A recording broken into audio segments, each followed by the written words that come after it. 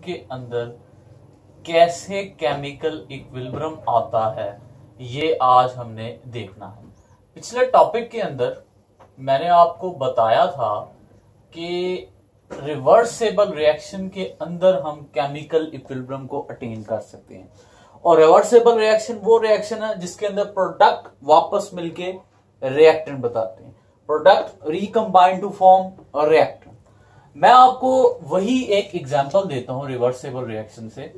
ये हाइड्रोजन और आयोडीन, ये दोनों हमारे पास मिली और एक कलरलेस गैस बना दी जिसको हम बोलते हैं हाइड्रोजन आयोडाइड। ये कलरलेस गैस बना दी। जैसे हमारे पास हाइड्रोजन का भी कलर कलरलेस होता है और आयोडीन का कलर ब्लू टू पर्पलिश होता है, पर्पल कलर का होता है।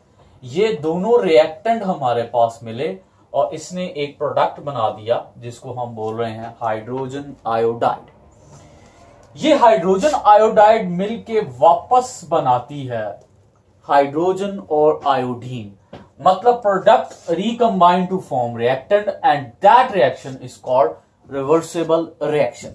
रिवर्सेबल रिएक्शन को याद रखिएगा, आप डबल एरो से शो करते हैं। डबल एरो देखे मैंने लगा, सिंगल एरो से शो नहीं करते। रिवर्सेबल रिएक्शन को हम हमेशा डबल एरो से शो करते हैं। अब सवाल ये पैदा होता है कि रिवर्सेबल रिएक्शन में हम केमिकल इक्विलिब्रियम को कैसे देखेंगे। उसके लिए दो टर्म्स और पढ़नी पड़ेंगी। रिवर्सेबल रिएक्शन के अंदर दो टर्म्स और आती हैं, एक है फॉरवर्ड रिएक्शन और एक है रिवर्स रिएक्शन। बहुत इजी और आसान वो रिएक्शन जिसके अंदर रिएक्टेंट आगे जाकर प्रोडक्ट बनाए, मतलब रिएक्टेंट आगे जाके प्रोडक्ट बनाए, उसको हम क्या बोलते हैं फॉरवर्ड। फॉरवर्ड मीन आगे की तरफ जो जा रहा है, मतलब हाइड्रोजन और आयोडीन का मिलकर हाइड्रोजन आयोडाइड बनाना, ये क्या है फॉरवर्ड रिएक्शन है।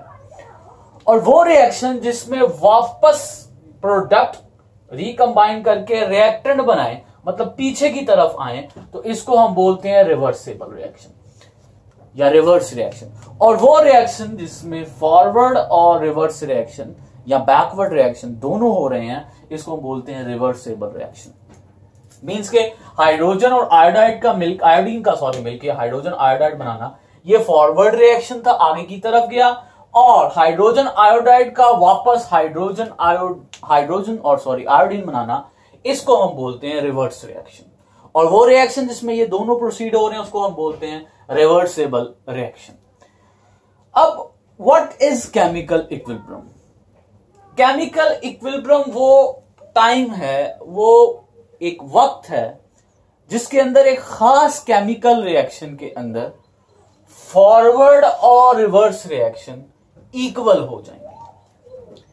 मीन इसका ये है कि जिस रेट से, रेट माने स्पीड, ये आपके चैप्टर के अंदर बहुत दफा वर्ड आएगा, फर्स्ट चैप्टर के अंदर rate. What is rate? Rate is meant by speed. वो रेट जिसके अंदर फॉरवर्ड रिएक्शन इक्वल हो जाए रिवर्स रिएक्शन के, इसको हम बोलते हैं केमिकल इक्विलिब्रियम स्टेट। मींस के जिस स्पीड से हाइड्रोजन और आयोडीन बन रही है, मिलके हाइड्रोजन आयोडाइड बना रहे हैं, उसी स्पीड से वापस हाइड्रोजन आयोडाइड मिलके हाइड्रोजन और आयोडीन बनाए, उसको हम बोलते हैं रिवर्सेबल रिएक्शन। और उस प्रोसेस को, उस टाइम को हम बोलते हैं chemical equilibrium.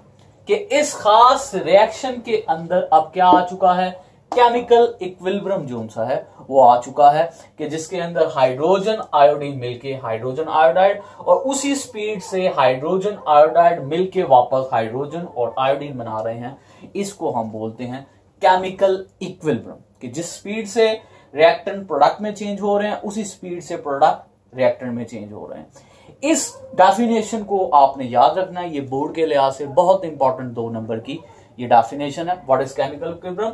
The process in which rate of forward reaction become equal to the rate of reverse reaction, that is called chemical equilibrium state।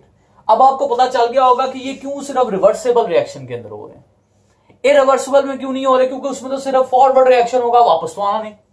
तो rate of forward rate of reverse reaction की बात ही खत्म हो जाती है। ये सिर्फ हमारे पास केमिकल इक्विलिब्रियम स्टेट आएगा रिवर्सिबल रिएक्शन के अंदर। इसको एक्सपेरिमेंटली आपकी बुक के अंदर जो सा है एक एक्सपेरिमेंट दिया गया है, मैं उस एक्सपेरिमेंट को भी आपको करके बताता हूं।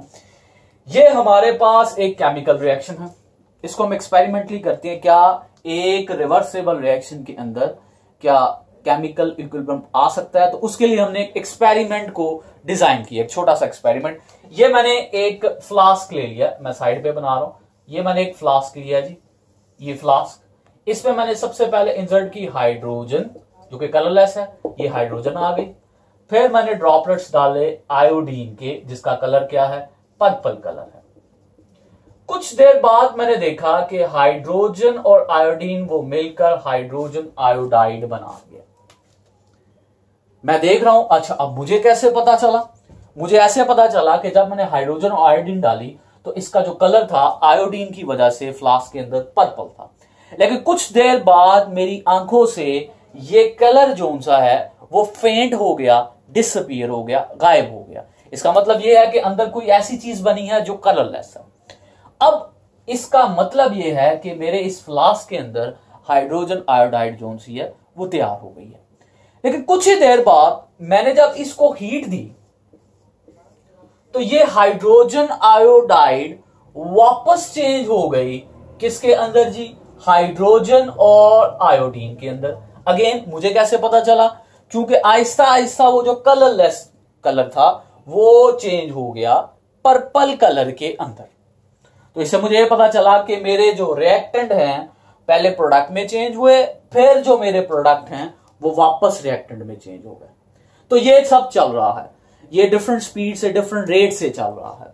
कभी ये रिएक्टेंट प्रोडक्ट में, कोई प्रोडक्ट रिएक्टेंट में। लेकिन एक टाइम आया कि मेरे पास जो हाइड्रोजन आयोडाइड जो कलरलेस है, फ्लास्क में कभी कलरलेस लिक्विड हो रहा था, कभी पर्पल कलर आ रहा था, कभी कलरलेस हो रहा था, कभी पर्पल आ रहा था। एक टाइम आएगा जब मुझे ये सिर्फ और सिर्फ कलरलेस दिखाई देगा। इसका मतलब ये है कि क्या वाकई हाइड्रोजन आयोडाइड के बाद बनने के बाद अब क्या वो वापस हाइड्रोजन आयोडाइड में चेंज नहीं हो रही? सवाल ये पैदा होता है, क्या वो चेंज नहीं हो रही? क्यों मुझे सिर्फ कुछ ही देर बाद कलरलेस जो सा है वो सोल्यूशन नजर आया? उसकी वजह ये है, उसका आंसर ये है कि हमारे पास ऐसा नहीं है कि हाइड्रोजन आयोडाइड कुछ देर बाद वापस चेंज नहीं होगी हाइड्रोजन आयोडीन में। होगा ये कि जिस स्पीड से हाइड्रोजन और आयोडीन चेंज हो रहे हैं हाइड्रोजन आयोडाइड में, उसी स्पीड से ये वापस हाइड्रोजन आयोडाइड जो सी है वो चेंज हो जाएगा हाइड्रोजन और आयोडीन के अंदर। और ये इतनी स्पीड में ये रिएक्शन हो रहा है कि मुझे नजर सिर्फ हाइड्रोजन कलरलेस आ रहा है, मुझे नजर नहीं आ रहा। ये बहुत ही ज्यादा स्पीड के अंदर हो रहे हैं, जिसकी वजह से मुझे सिर्फ अंदर कलरलेस जो सा है फेंट सोल्यूशन नजर आ रहा है।